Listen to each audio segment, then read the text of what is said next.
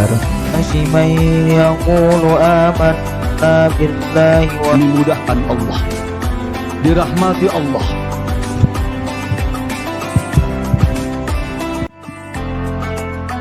Ketakwaan kita kepada Allah, semangat ketakwaan kita.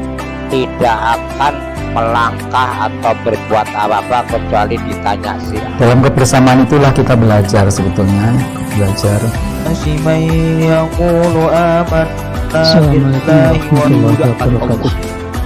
Dirahmati Allah. Alhamdulillah, wassalatu wassalamu ala rasulillah Muhammadin khairi abdillah wa ala alihi wa ashabihi wa man tabi'ahum bi ihsanin ila yaumil qiyamah. Para jamaah kajian tafsir Masjid Pangeran Diponegoro Tembalang yang saya hormati, alhamdulillah sore ini kita bisa bertemu lagi untuk melanjutkan kajian rutin kita. Pada pertemuan yang lalu kita sudah membaca surat Al-Baqarah sampai ayat 142. Kemarin baru kita jelaskan separuh dari surat Al-Baqarah 142. Mari kita ulang lagi secara agak cepat. Bismillahirrahmanirrahim. Wa kadzalika ja'alnakum ummatan wasata litakunu syuhada'a 'alan nasi wa yakunar rasulu 'alaikum syahida. Wa ma ja'alnal qiblata allati kunta 'alaiha illa lina'lama man yattabi'ur rasula mimman yanqalibu 'ala aqibaih. Wa in kanat lakabiratan illa 'alal ladzina hadallah. Wa ma kana Allahu liyudhi'a imanakum. Innallaha bin-nasi laraufur rahim. Demikian kami jadikan kamu umat pertengahan agar kamu menjadi saksi atas manusia dan agar Rasul menjadi saksi atas kamu. Dan kami tidak menjadikan kiblat itu yang kamu sekarang mengarah kepadanya kecuali kami ingin menguji siapa yang mengikuti Rasul dan siapa yang membelot, yang berpaling.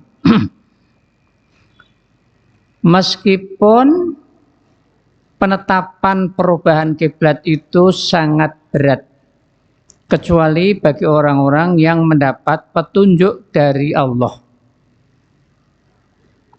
Allah tidaklah ingin menyanyiakan iman kamu, maksudnya sholat kamu. Sesungguhnya Allah kepada manusia itu Maha Pengasih dan Maha Penyayang.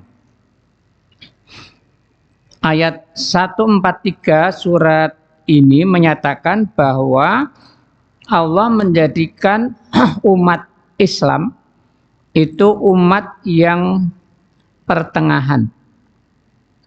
Ini kalau kita melihat di dalam kitab-kitab tafsir, penjelasannya umat pertengahan itu umat yang moderat. Moderat dalam berbagai bidang. Antara lain, moderasi dalam pandangan dunia dan akhirat. Islam mengajarkan bahwa dunia itu nyata dan harus kita jalani kehidupan di dunia ini secara sungguh-sungguh. Yang kedua, akhirat itu juga sesuatu yang pasti dan semua kita nanti akan kembali kepada Allah. Kita mesti menuju ke akhirat. Islam mengajarkan bahwa kebutuhan hidup di dunia harus dipenuhi dan kebutuhan hidup di akhirat juga harus dipenuhi. Kebutuhan fa'ali, makan, minum, seks, sebagai pemenuhan kebutuhan duniawi harus dipenuhi oleh manusia, tidak boleh diabaikan. Karena kalau ini diabaikan, manusia tentu tidak bisa hidup dengan baik. Tetapi kehidupan dunia itu menurut Al-Quran merupakan wasilah, sarana untuk menuju ke akhirat. Maka kebutuhan rohani juga harus dipenuhi. Jadi keseimbangan di dalam memenuhi kebutuhan jasmaniah dan kebutuhan rohaniah. Itu moderasi yang diajarkan oleh Islam. Tidak boleh orang hanya mementingkan kehidupan duniawi kemudian mengabaikan kehidupan akhirat. Juga tidak boleh orang hanya mementingkan kehidupan akhirat lalu mengabaikan kehidupan duniawi. Ini tidak seimbang. Ini bukan sikap moderasi yang diajarkan oleh Islam. Nah, satu maknanya itu. Yang kedua, moderasi yang diajarkan oleh Islam itu adalah umat Islam itu umat teladan. Kenapa teladan? Wasat. Wasat itu orang ada di tengah. Orang yang berada di tengah, dia bisa melihat semua penjuru. Kiri, kanan, depan. Semua bisa dilihat. Atas, bawah. Semua bisa dilihat oleh orang yang posisinya itu ada di tengah. Dan dia juga bisa dilihat oleh orang dari berbagai penjuru. Dari makna ini kemudian dijelaskan oleh para ulama bahwa umat Islam itu adalah umat yang bisa diteladani oleh umat-umat yang lain. Dan umat Islam itu karena dia berpedoman pada Al-Quran dan Sunnah Nabi, maka perilaku umat Islam yang benar sesuai tuntunan Quran dan sesuai petunjuk-petunjuk Nabi ini bisa dijadikan teladan oleh orang lain. Nah, jadi karena dia punya barometer, barometernya adalah Quran dan hadis. Maka umat Islam yang ada di posisi tengah, yang diteladani tadi, kesyaratnya adalah dia harus mengikuti tuntunan Allah dan Rasulnya. Dia harus meneladani Rasulullah Shallallahu Alaihi Wasallam. Contoh praktek kehidupan yang moderat itu, moderasi dalam kehidupan itu, dalam arti teladan itu adalah ada pada diri Rasulullah Shallallahu Alaihi Wasallam itu. Jadi yang kita teladani dari Rasul secara umum ya persoalan akidah, persoalan syariah, dan persoalan akhlak. Ada satu teori yang dikemukakan oleh seorang pakar Islam, namanya Imam Qarafi. Bagaimana kita meneladani Rasulullah Shallallahu Alaihi Wasallam itu? Dia membagi perilaku Nabi menjadi 5 kategori. Dari 5 itu ada yang wajib kita ikuti, mengikat kepada kita semua. Ada yang sunnah kita ikuti, ada yang sifatnya manasuka. Yang pertama adalah Nabi Muhammad sebagai Rasul. Maka semua yang beliau sampaikan kepada kita adalah persoalan agama. Persoalan agama itu menyangkut masalah akidah itu, menyangkut masalah syariah, menyangkut masalah metafisika, alam gaib, surga, neraka, pahala, dan lain-lain itu. Nah, ini mengikat kepada kita semua. Kita harus mengikuti dan terikat dengan tuntunan yang diberikan oleh Rasulullah kepada kita. Yang kedua, Nabi Muhammad sebagai mufti. Mufti itu beliau sebagai orang yang diberi wewenang untuk menjelaskan Quran. Kalau beliau sudah menjelaskan Quran, maka penjelasannya pasti benar. Karena beliau memang yang punya wewenang itu. Tetapi kita umat Islam masih punya ruang untuk mengembangkan penjelasan-penjelasan Rasul terhadap Quran itu. Misalnya begini, di dalam Al-Quran perintah zakat itu kan hanya aqimus shalah wa atuz zakah. Kemudian rincian dari harta benda yang dizakati, kalau kita lihat dalam hadis itu jumlahnya ada 8. 8 macam harta benda yang harus dizakati. Ada pertanian, ada peternakan, ada emas, perak, nah perdagangan dan lain-lain itu. Pertanyaannya sekarang adalah apakah yang dizakati hanya 8 seperti yang ditetapkan oleh Nabi itu, yang dijelaskan oleh Nabi itu? Para ulama mengatakan tidak. Itu adalah contoh harta benda yang ada di masa Nabi. Dalam perkembangannya setelah masa Nabi sampai masa kita sekarang itu, jenis-jenis harta benda itu kan berkembang. Nah gitu. Berarti semua jenis harta benda yang berkembang setelah Rasul tidak ada sampai masa kita sekarang ini ya harus dizakati. Standarnya menggunakan 8 macam harta benda yang sudah ditetapkan oleh Rasulullah Shallallahu Alaihi Wasallam. Jadi hanya mengembangkan ya. Sekarang misalnya orang yang punya banyak kos-kosan, jadi mata pencahariannya itu adalah menyewakan rumah, mengontrakkan rumah, kos-kosan orang-orang yang ada di daerah kampus. Kalau jumlah kamarnya banyak dan hasilnya itu mencapai nisab, ya harus zakat. Orang yang beternak ayam, zaman Nabi kan nggak ada. Nah, ini kalau jumlahnya juga banyak dan mencapai nisab, wajib zakat. Maksudnya begitu. Orang mengembangkan perikanan dan hasilnya banyak, mencapai nisab, ya wajib zakat. Ini belum ada di masa Nabi, maksudnya begitu. Kementerian Agama sekarang menetapkan bahwa pegawai negeri, orang-orang yang punya profesi, dokter, misalnya insinyur, dan lain-lainnya itu juga wajib zakat. Nah, cuman nanti persoalannya adalah analoginya kemana? Ini kepada pertanian atau kepada perdagangan? Kalau ke pertanian, prosentase zakatnya lebih besar. Kalau ke perdagangan, prosentase zakatnya itu lebih kecil. Nah, ini yang dimaksud ya. Jadi, mengikuti Nabi itu tidak kemudian saklek, harfiah, letelek. Nah, tidak begitu maksudnya ini. Jadi Nabi sebagai mufti yang diberi wewenang untuk menjelaskan Quran. Setelah Nabi menjelaskan, penjelasannya pasti benar, tetapi kita itu punya ruang untuk mengembangkan penjelasan-penjelasan itu. Nah, inilah wilayah kita untuk berijtihad itu cukup lebar. Yang ketiga, Nabi Muhammad sebagai hakim. Beliau kalau melerai pertikaian itu mendengar kedua belah pihak yang bertikai. Dilihat, keduanya didengarkan alibi-alibinya itu. Setelah itu Nabi mempertimbangkan siapa yang buktinya paling kuat. Siapa yang alasan-alasannya itu paling kuat. Dialah yang kemudian dimenangkan di dalam berperkara itu tadi. Nah, jadi harus ada bukti yang bisa ditunjukkan oleh orang yang bertikai itu. Lalu yang keempat, Nabi sebagai pemimpin Arab. Nabi sebagai pemimpin Arab karena beliau ini juga orang Arab, maka semua penjelasan beliau mesti pas, petunjuk beliau mesti pas.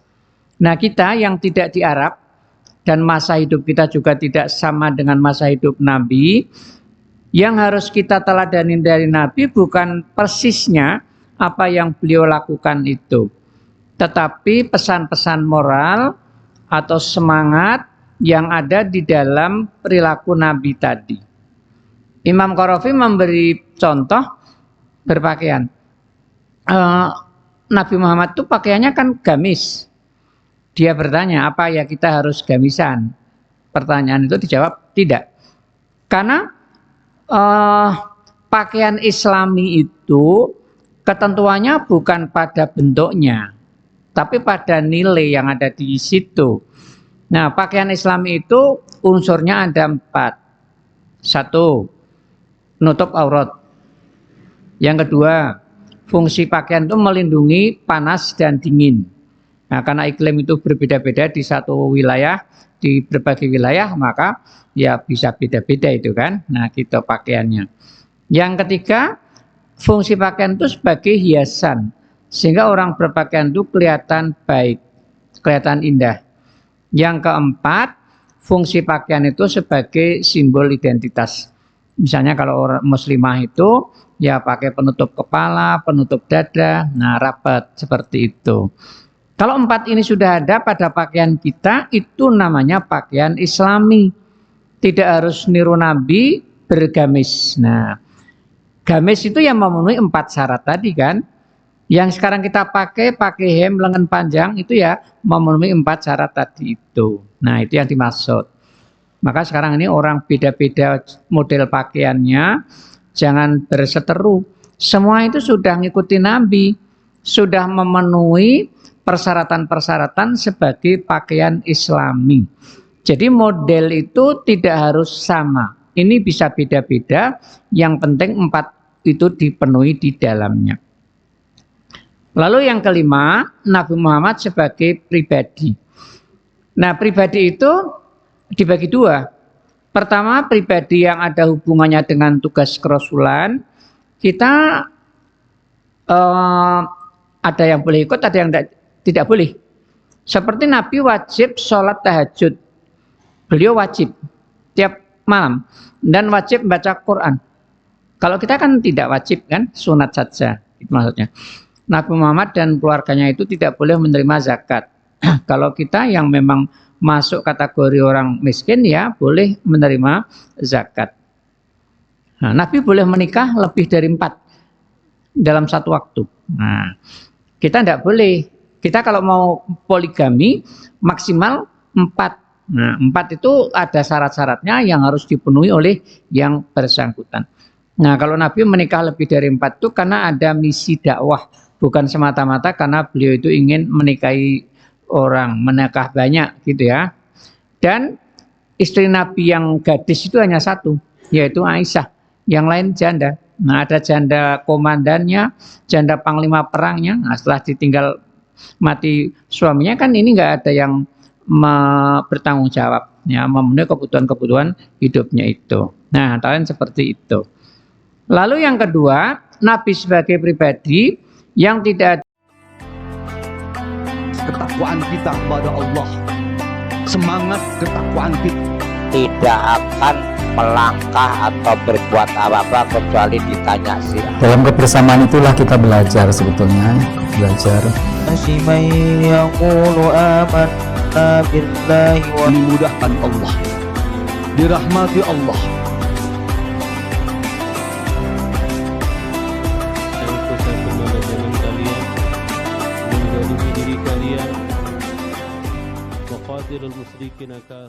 Muncul banyak isma-isma ya, isma-isma, pertarungan antara isma-isma, komunisme, kapitalisme, sosialisme, model segala macam ini isma-isma itu sekarang ini. Ada pertarungan. Dan dalam pertarungan antara isma-isma itu nanti pada akhirnya adalah Islam yang bisa dijadikan sebagai rujukan. Al-Quran dan Sunnah Nabi itu yang bisa dijadikan sebagai rujukan. Maka umat Islam yang menerapkan Quran dan Sunnah ini secara baik, itulah nanti yang akan dijadikan sebagai teladan. Isma-isma nanti akan tarung. Dan ada yang mati akhirnya. Komunis misalnya, kan udah mati sekarang ini. Nah, jadi komunis. Kalah sama kapitalisme. Dan orang-orang komunis sendiri sekarang sudah menganut kapitalisme itu. Negara yang komunis pun sekarang sudah mengikuti kapitalisme, sudah mati sekarang ini. Kapitalisme suatu saat juga akan mati. Nah, karena kapitalisme itu mendorong orang tidak toleran kepada orang lain. Nah, nanti rujukannya adalah Islam. Nah, umat Islam. Maka ajaran itu harus diterapkan secara baik di dalam kehidupan kita. Nah, inilah umatan wasato, umat yang pertengahan, moderasi, nah, umat yang moderat, tidak ekstrim. Dalam paham ketuhanan juga Islam itu moderat. Ada ajaran tentang tidak ada Tuhan. Nah, ajaran yang menafikan Tuhan, tidak ada. Ada ajaran yang menyatakan banyak Tuhan. Islam mengajarkan Tuhan itu hanya 1. Nah, la ilaha illallah itu. Tuhan hanya 1. Kan moderat ini. Di tengah antara 2 keekstriman. Tidak ada Tuhan, banyak Tuhan. Islam, Tuhan adalah 1. Nah, inilah umatan wasato. Jadi wasatiyah itu mananya banyak ya. tidak hanya satu. Nah, ini pemahaman yang pure tafsir, bukan pemahaman-pemahaman yang diseret-seret kepada politik. Nah, umatan wasato, moderasi Islam itu seperti ini. Jadi mencontoh Rasul itu. Baik, ini bagian pertama yang kemarin sudah saya sampaikan. Kita baru sampai di situ kemarin. Nah, mari kita mengikuti Rasul dengan baik. Wa ma ja'alnal qiblata allati kunta 'alaiha illa lina'lama man yattabi'ur rasul mimman yanqalibu 'ala aqibai. Kami Allah tidak menjadikan kiblat yang kamu sekarang mengarah kepadanya, maksudnya Baitullah di Mekah ini ya. Tadinya kan ke Baitul Maqdis, mengarah ke sana. Kemudian digeser ke Baitullah di Mekah, ke Ka'bah. Nah, kami tidak menjadikan kiblat yang sekarang kamu menghadap kepadanya, maksudnya Mekah itu, ke Ka'bah itu, kecuali kami ingin menguji siapa yang mengikuti Rasul dan siapa yang membelot dari Rasul. Kalau Allah sendiri sudah tahu siapa yang mau belot, siapa yang mau taat kepada Rasul. Karena ilmu Allah itu meliputi masa lalu, masa kini, masa yang akan datang. Jadi Allah ilmunya tidak dibatasi oleh ruang dan waktu. Nah, tetapi Allah ini ingin menunjukkan dalam kenyataan siapa yang mengikuti Rasul dan siapa yang tidak mengikuti Rasul. Nanti setelah ayat tentang pengalihan kiblat itu betul-betul diwahyukan oleh Allah Subhanahu wa taala. Ini kan baru pendahuluan ya. Ini belum perintah mengalihkan kiblat. Nah, baru pendahuluan itu. Nanti ada orang yang keberatan, ada orang yang taat kepada Rasul. Sam'an wa ta'atan, mengikuti perpindahan kiblat dari Baitul Maqdis ke Baitullah di Mekah. Jadi ini ujian. Bahkan kalau kita baca Al-Quran ya, seluruh aspek kehidupan itu adalah ujian. Kita itu diuji. Seperti anak sekolah diuji, anak SD, anak SMP, SMA, perguruan tinggi diuji. Nah, gitu. Kita bisa melihat di banyak Al-Quran ya. Misalnya surat Al-Insan ayat 2. Inna khalaqnal insana min nutfatin amsajin nabtalihi faja'alnahu sami'an basira. Sesungguhnya kami telah menciptakan manusia itu dari campuran sperma laki-laki dan sperma perempuan. Kemudian membelah, kemudian menggantung pada dinding rahim, lalu berproses mengikuti fase-fase yang telah ditetapkan oleh Allah, sehingga ia kemudian menjadi janin yang lalu dilahirkan ke dunia. Nah, itu ya. Lalu Allah berfirman, Nabtalihi, kami menciptakan manusia dengan fase-fase seperti itu, setelah jadi manusia, Nabtalihi, untuk kami uji. Maka karena manusia itu akan diuji oleh Allah, Allah berfirman, faja'alnahu sami'an basira. Maka manusia itu kami ciptakan dia memiliki pendengaran dan penglihatan. Dengan pendengaran dan penglihatan itu, maka manusia bisa melihat soal-soal ujian, bisa memikirkan soal-soal ujian itu dan bisa mengerjakan atau tidak bisa mengerjakan. Nah, jadi kita ini untuk diuji. Maka sekarang semua yang kita miliki itu ujian. Nilainya mana? Nilainya adalah respon kita terhadap soal-soal ujian ini. Orang kaya itu ujian. Nilainya gimana dia merespon kekayaan itu, menggunakan kekayaan itu. Orang pinter, ujian. Bagaimana dia mengembangkan ilmunya itu. Nah, orang sehat, itu ujian. Bagaimana orang menggunakan kesehatannya itu. Orang sakit, ujian juga. Bagaimana dia mengatasi kesakitannya itu. Di surat Baqarah 155 itu dirinci ya soal-soal ujiannya itu oleh Allah Subhanahu wa taala itu. Itu malah ayatnya mengatakan, sungguh pasti kami akan menguji kamu. Soal ujiannya apa? Bisa'in minal khauf, sedikit rasa takut. Semua orang mengalami rasa takut dari semua umur. Orang yang sudah dewasa juga punya rasa takut. Orang yang sedang kuliah juga punya rasa takut. Yang sudah selesai kuliah juga punya rasa takut. Yang sudah punya anak juga punya rasa takut. Yang sudah tua juga punya rasa takut.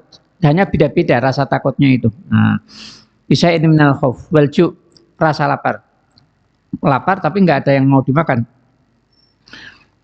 Wanaksen minal amwal wal anfus wasamarat, kekurangan harta benda, jiwa dan buah-buahan, baik buah yang dimakan maupun buah dari usaha yang telah dia usahakan itu. Nah, itu soal-soal ujian.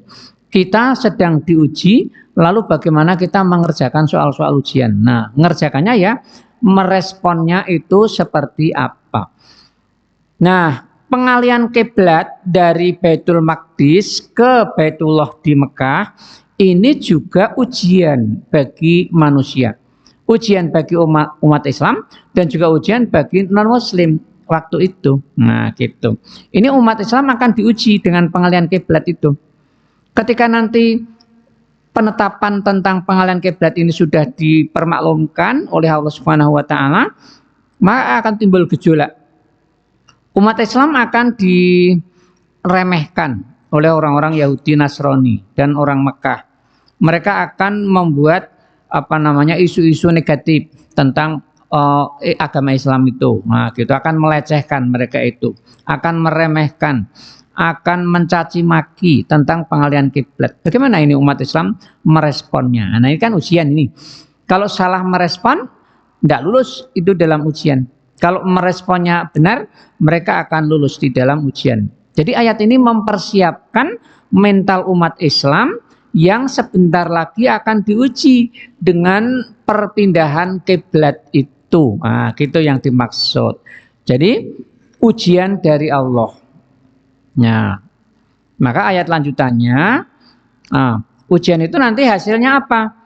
Siapa yang betul-betul mengikuti Rasul, lalu pindah kiblatnya, yang tadinya 17 bulan menghadap ke Baitul Maqdis, geser ke Baitullah di Mekah itu. Nah, langsung mengikuti perintahnya Rasul tanpa reserve, tanpa mempertanyakan, karena ini wahyu dari Allah Subhanahu wa taala. Ada nanti yang ragu-ragu toh, nah gitu, mempertanyakan. Ada yang kemudian bimbang, nah ragu dan bimbang itu. Nah, terus gimana sholat kita selama ini menghadap ke Baitul Maqdis, apa kemudian tidak sah? Nah gitu. Orang-orang bapak kita yang sudah meninggal, ketika sholatnya mereka menghadap ke Baitul Maqdis, gimana itu? Nah, sah atau tidak sholatnya? Timbul banyak persoalan, jangan dikira. Nah gitu. Sementara orang Yahudi nanti melecehkan.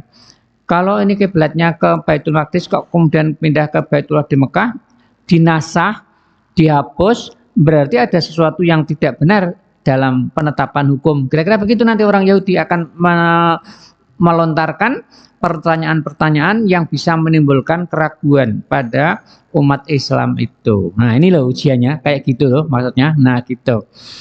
Jadi ujian, karena ini ujian maka harus dihadapi secara benar.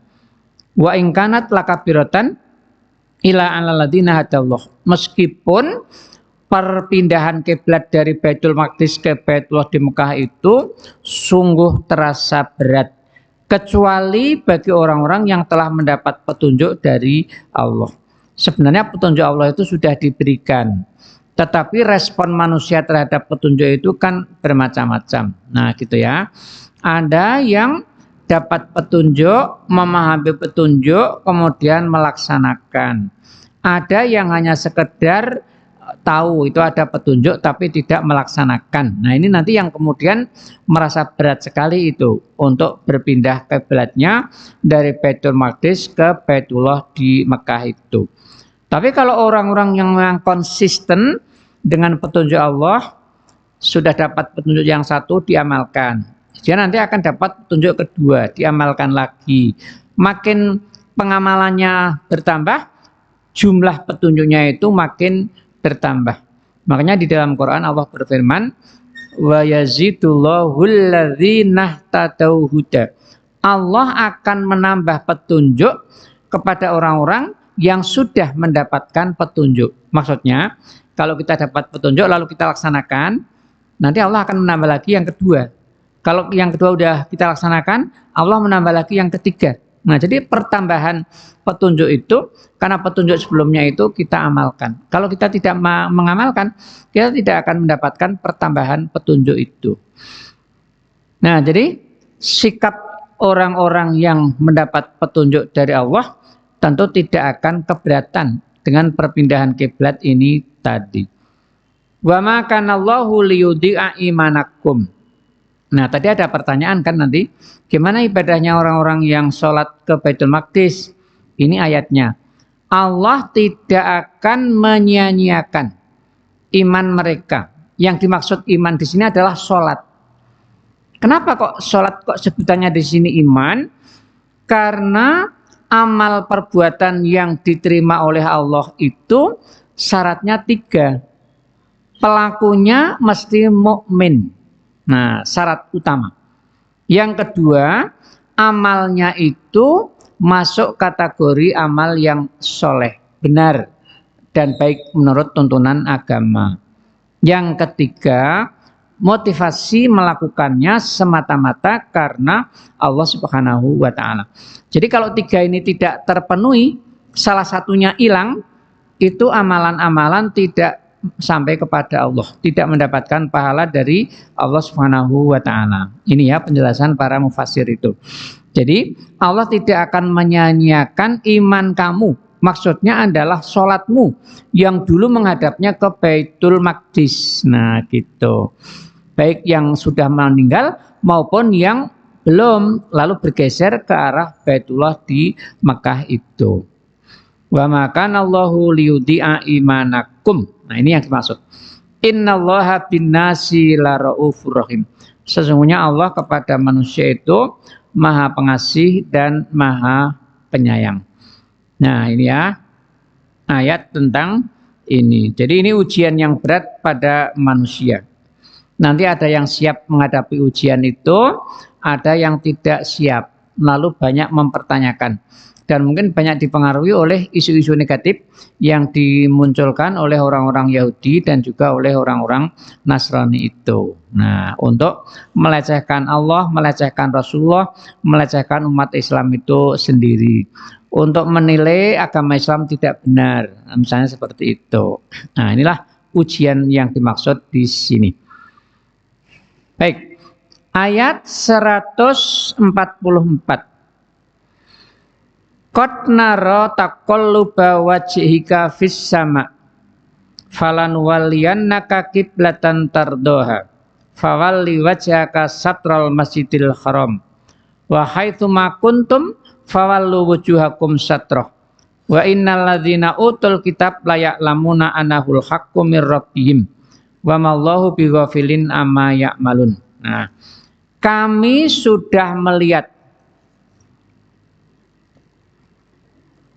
taqalluba wajhika fis sama, berbolak-baliknya wajahmu ke langit. Jadi Nabi itu sering menengadah ke langit. Maksudnya berdoa kepada Allah Subhanahu wa Ta'ala agar kiblat itu digeser ke Baitullah di Mekah. Dulu waktu kita membahas ayat 142 sudah kita sampaikan pandangan Ibnu Jarir ya. Jadi waktu beliau di Mekah, kiblatnya Ka'bah. Setelah beliau hijrah ke Madinah, lalu bergeser ke Baitullah, ke Baitul Maqdis. Nah, jadi pergeseran ke Baitul Maqdis itu sebenarnya bukan karena perintah Allah langsung, tetapi itu kehendak Nabi yang direstui oleh Allah Subhanahu wa Ta'ala. Salah satu tujuannya adalah untuk melunakkan hatinya orang-orang Yahudi. Orang Yahudi kan menghadapnya ke Baitul Maqdis itu. Dan dulu kita juga sampaikan bahwa pusat agama Tauhid itu Mekah. Cabangnya ada di Palestina. Nah, Ka'bah yang pertama dibangun, kiblat yang pertama dibangun ya Ka'bah itu. Kiblat yang kedua dibangun adalah Baitul Maqdis. Nah, ini pusat, yang ini cabang. Dan di cabang ini banyak nabinya.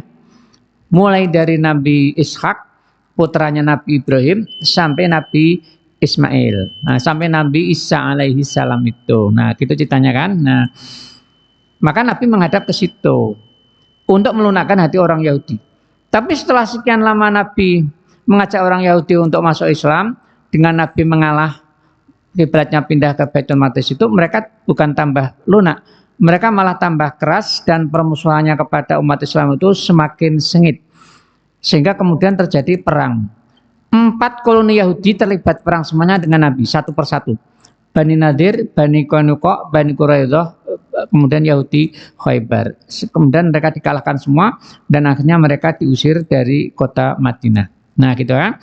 Setelah ini tidak berhasil melunakkan hati orang Yahudi lewat pengalian Ka'bah itu, pengalian Ka'bah ke Baitul Maqdis itu, maka Nabi bermohon kepada Allah supaya kiblatnya dialihkan lagi ke Baitullah di Mekah. Nah, jadi Nabi sering berdoa kepada Allah, menengadah ke langit, berbalik itu wajahnya ke langit, berdoa untuk mohon itu. Ini yang dimaksud. Nah, gitu.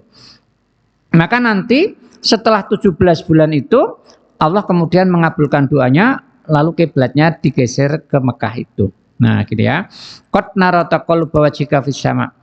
Pasti kami akan memalingkan kiblatmu yang kamu ridhoi, yaitu Masjidil Haram itu. Maka ayatnya kemudian mengatakan fawalli wajhaka satrul Masjidil Haram. Maka palingkanlah wajahmu ke arah Masjidil Haram. Jadi wajah itu mengarah ke Masjidil Haram, hatinya mengarah kepada Allah Subhanahu wa taala. Wa haitsuma kuntum fawallu wujuhakum satroh. Dimanapun kamu berada, palingkanlah wajahmu ke arah Masjidil Haram. Jadi dimanapun kita berada, di Jakarta, di Surabaya, di Semarang harus mengarah ke Masjidil Haram. Di Mekah, di Madinah harus mengarah ke Masjidil Haram. Wa innal ladzina utul kitab la ya'lamuna annahul haqqu mir rabbihim. Sesungguhnya orang-orang yang diberi Alkitab, maksudnya Yahudi dan Nasrani, sungguh mereka mengetahui bahwa penetapan Ka'bah sebagai kiblat ini adalah yang benar. Ini bersumber dari Allah Subhanahu wa taala. Karena dalam kitab suci mereka, Taurat dan Injil, ada ketetapan bahwa nanti akan ada nabi yang punya dua kiblat, yaitu kiblatnya ke Mekah dan kiblatnya ke Baitul Maqdis. Ya, ini tidak lain ya Rasulullah itu sendiri. Jadi orang Yahudi tahu sebenarnya karena itu ada tertulis di dalam kitab mereka.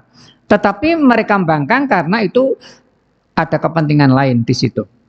Dan Allah tidak lalai terhadap apa yang mereka lakukan. Jadi semua penentangan mereka sekarang di dunia ini nanti akan mendapat putusan di akhirat oleh Allah Subhanahu wa taala. Baik, kita sampai ayat 144. Yang akan datang kita mulai dari ayat 145. Assalamualaikum warahmatullahi wabarakatuh. Ketakwaan kita kepada Allah, semangat ketakwaan kita tidak akan melangkah atau berbuat apa-apa kecuali ditanya sih. Dalam kebersamaan itulah kita belajar sebetulnya, belajar. Masyiman yaqulu amanna billahi dimudahkan Allah, dirahmati Allah.